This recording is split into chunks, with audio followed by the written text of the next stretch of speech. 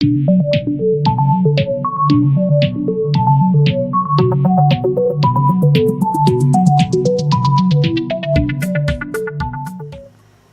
നമ്മൾ പഠിക്കാൻ പോകുന്നത് LCM എന്ന ഭാഗത്തിൽ ഏറ്റവും കൂടുതൽ തവണ പരീക്ഷയ്ക്ക് ചോദിച്ചിട്ടുള്ള ഒരു പാർട്ടാണ്.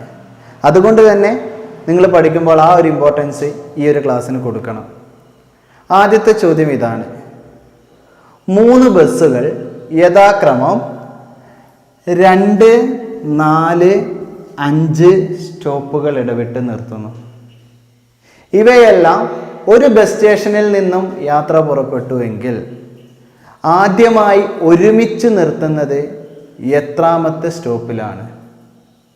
ചോദ്യം മനസ്സിലായില്ലേ? 3 ബസ്സുകളുണ്ട്. ചോദ്യത്തിൻ്റെ ഒരു എക്സ്പ്ലനേഷൻ ഇങ്ങനെയാണ്: 3 ബസ്സുകളുണ്ട്. Bus 1, bus 2, bus 3.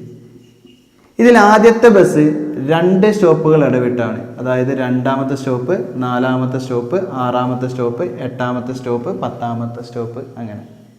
2ാമത്തെ ബസ് 4ാമത്തെ സ്റ്റോപ്പിൽ നിർത്തിയ പിന്നെ 8ാമത്തെ സ്റ്റോപ്പ്, പിന്നെ 12, പിന്നെ 16, അങ്ങനെ 4 ഇടവിട്ടാണ്.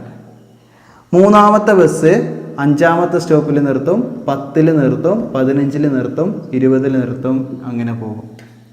അപ്പോൾ നമ്മുടെ ചോദ്യം, ഇതെല്ലാം സ്റ്റാർട്ട് ചെയ്യുന്നത് ഒരു ബസ് സ്റ്റേഷനിൽ നിന്നാണ്.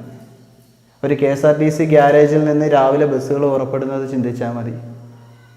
അങ്ങനെയാണെങ്കിൽ ഇത് 3 ഒരുമിച്ച് നിർത്തുന്ന സ്റ്റോപ്പ് ആദ്യത്തേത് ഏതാണെന്ന് കണ്ടുപിടിക്കണം. ഇപ്പം 2ാമത്തെ സ്റ്റോപ്പിൽ ഈ 2 ബസ് നിർത്തില്ല. 4ാമത്തെ സ്റ്റോപ്പിൽ ഇത് നിർത്തും, 2ാമത്തെ ബസ് നിർത്തും, പക്ഷെ 3ാമത്തെ നിർത്തില്ല. 6ാമത്തെ സ്റ്റോപ്പിൽ ആദ്യത്തെ ബസ് നിർത്തുള്ളൂ, 2ഉം 3ഉം ബസ് നിർത്തില്ല.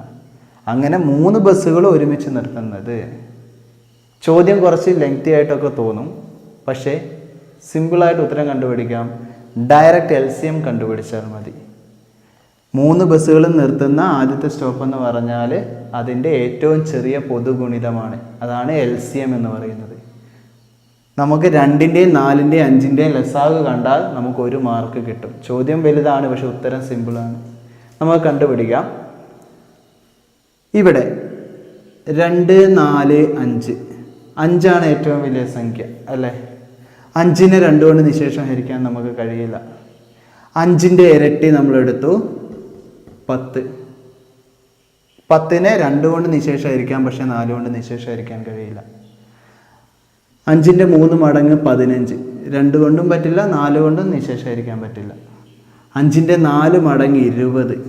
20നെ 2 കൊണ്ട് നിശേഷം ഹരിക്കാം, 20നെ 4 കൊണ്ട് നിശേഷം ഹരിക്കാം. അപ്പോൾ ഇതിൻ്റെ LCM എന്ന് പറയുന്നത് 20. നമ്മുടെ ചോദ്യത്തിൻ്റെ ഉത്തരം 3 ബസ്സുകളും ആദ്യമായി ഒരുമിച്ച് നിർത്തുന്നത് 20ാമത്തെ സ്റ്റോപ്പിലാണ്. നമുക്കൊന്ന് ഉറപ്പിക്കാൻ വേണ്ടി ഇതൊന്ന് എഴുതി നോക്കാം. ആദ്യത്തെ ബസ് 2, 4, 6, 8, 10, 12, 14, 16, 18, 20, 22, അങ്ങനെ പോകും. 2ാമത്തെ ബസ് 4, 8, 12, 16, 20, 24, അങ്ങനെ പോകും. 3ാമത്തെ ബസ് 5, 10, 15, 20, 25, 30, അങ്ങനെ പോകും. നോക്കിക്കേ, ഇവിടെ 20 ഉണ്ട്, ഇവിടെ 20 ഉണ്ട്, ഇവിടെ 20 ഉണ്ട്. എല്ലാ ബസ്സും ആദ്യമായി നിർത്തുന്നത് 20ാമത്തെ സ്റ്റോപ്പിലാണ് ഒരുമിച്ച്. പക്ഷേ നമുക്ക് ഉത്തരം ഡയറക്റ്റ് LCM കണ്ടാൽ കിട്ടും. അതാണ് ഇവിടുത്തെ എളുപ്പവഴി. നമുക്ക് ഇതേ മോഡലിൽ 1-2 ചോദ്യങ്ങളും കൂടി ചെയ്യാനുണ്ട്. ചോദ്യത്തിലേക്ക് പോവാം. നമ്മുടെ ചോദ്യം: 3 ബെല്ലുകൾ യഥാക്രമം 10, 12, 15 മിനിറ്റുകൾ ഇടവേളകളിൽ മണിയടിക്കുന്നു. എങ്കിൽ എപ്പോഴാണ് ഇവ ആദ്യമായി ഒരുമിച്ച് മണിയടിക്കുക? ചോദ്യം മനസ്സിലായില്ലേ? കഴിഞ്ഞ ക്വസ്റ്റിന് ഇതും തമ്മിലുള്ള വ്യത്യാസം എന്താ? അതിൽ ബസ് എന്ന് പറഞ്ഞു, ഇവിടെ ബെല്ലെന്ന് പറഞ്ഞു. ഉത്തരം കണ്ടുപിടിക്കുന്ന രീതിയൊക്കെ ഒരേപോലെയാണ്. LCM കണ്ടാൽ മതി. അപ്പോൾ നമുക്കൊന്ന് LCM കണ്ടു നോക്കാം. 15ആണ് വലിയ സംഖ്യ. 15നെ 10 കൊണ്ട് നിശേഷം ഹരിക്കാൻ പറ്റുന്നില്ല, 15നെ 12 കൊണ്ട് പറ്റുന്നില്ല. LCM കാണുന്ന മെത്തേഡ് ഇനി നമ്മൾ സ്പീഡാക്കി കൊണ്ടുവരണം. അപ്പോൾ നമ്മൾ എന്താ ചെയ്തത്? 15ൻ്റെ 2 മടങ്ങ് 30. 30നെ 10 കൊണ്ട് പറ്റും, പക്ഷേ 30നെ 12 കൊണ്ട് നിശേഷമായിരിക്കാൻ പറ്റില്ല. അപ്പോൾ 15ൻ്റെ 3 മടങ്ങ് 45 എടുത്തു. 45നെ 10 കൊണ്ട് പറ്റില്ല. 45നെ 12 കൊണ്ട് നിശേഷീകരിക്കാൻ പറ്റില്ല. അപ്പോൾ 15ന്റെ 4 മടങ്ങ് 60 എടുത്തു. 60നെ 10 കൊണ്ട് നിശേഷീകരിക്കാം, 60നെ 12 കൊണ്ട് നിശേഷീകരിക്കാം. അപ്പോൾ നമുക്ക് ഇതിൻ്റെ LCM എന്ന് പറയുന്നത് 60 മിനിറ്റ് എന്നാണ് കിട്ടുന്നത്. നമ്മളെ ചോദ്യം എന്തായിരുന്നു? എപ്പോഴാണ് ഇവ ആദ്യമായി ഒരുമിച്ച് മണിയടിക്കുക? 60 മിനിറ്റ് കൂടുമ്പോഴാണ് ഇവ ഒരുമിച്ച് മണിയടിക്കുക ആദ്യമായി. 60 മിനിറ്റ് എന്ന് പറഞ്ഞാൽ ക്വസ്റ്റ്യൻ പേപ്പറിൽ ചിലപ്പോൾ 1 മണിക്കൂർ എന്നായിരിക്കും തരിക. ഈ ഒരു കാര്യം കൂടി ശ്രദ്ധിച്ചു വെക്കുക. ക്ലിയർ അല്ലേ? ഇനി നമുക്ക് ഈ ചോദ്യത്തിൽ തന്നെ ചെറിയ മാറ്റങ്ങളും വരാറുണ്ട് പരീക്ഷയ്ക്ക്. ഇതേ ചോദ്യം ആ മാറ്റത്തോടു കൂടി നമ്മളൊന്ന് കമ്പയർ ചെയ്ത് പഠിക്കുകയാണ്. ചോദ്യം ഞാൻ പറയാം, ശ്രദ്ധിക്കുക. 3 ബെല്ലുകൾ യഥാക്രമം 10, 12, 15 മിനിറ്റുകൾ ഇടവേളകളിൽ മണിയടിക്കുന്നു എങ്കിൽ അവസാനമായി ഇവ ഒരുമിച്ച് മണിയടിച്ചത് 10 AM-നാണെങ്കിൽ, അവസാനമായി ഇവ ഒരുമിച്ച് മണിയടിച്ചത് 10 AM-നാണെങ്കിൽ വീണ്ടും എപ്പോഴാണ് ഇവ ഒരുമിച്ച് മണിയടിക്കുക? കഴിഞ്ഞ ക്വസ്റ്റ്യനിൽ നമ്മളോട് അങ്ങനെയല്ല ചോദിച്ചത്. ആദ്യമായി ഒരുമിച്ച് മണിയടിക്കുന്നത് എപ്പോൾ? 1 മണിക്കൂർ കൂടുമ്പോൾ. അതാണ് ഉത്തരം കിട്ടിയത്. ഇവിടെ ചോദ്യം തന്നത് അവസാനമായിട്ട് ഒരുമിച്ച് മണിയടിച്ച സമയം തന്നു. ഇനി എപ്പോഴാണ് ഒരുമിച്ച് മണിയടിക്കുക? അപ്പോൾ നമ്മൾ ആകെ വരുത്തേണ്ട മാറ്റം, കഴിഞ്ഞ ക്വസ്റ്റ്യനിൽ ഇത്രയും സ്റ്റെപ്പ് നമ്മൾ ഇവിടെയും ചെയ്യും. LCM കണ്ടുപിടിച്ചു 60 മിനിറ്റ്, അതായത് 1 മണിക്കൂർ.